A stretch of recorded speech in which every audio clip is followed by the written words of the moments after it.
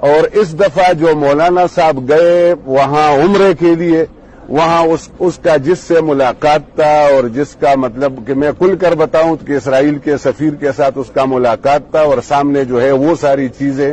پھر یہاں جو جس طرح یعنی کہ جمہوریت کے خلاف جس طرح سازش ہوا، جس کے ایما پہ ہوا، جس کے پیسوں پہ ہوا،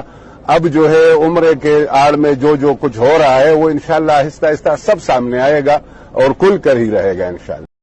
اور اس دفعہ جو مولانا صاحب گئے وہاں عمرے کے لیے، وہاں اس کا جس سے ملاقات تھا اور جس کا مطلب کہ میں کھل کر بتاؤں کہ اسرائیل کے سفیر کے ساتھ اس کا ملاقات تھا اور سامنے جو ہے وہ ساری چیزیں، پھر یہاں جو جس طرح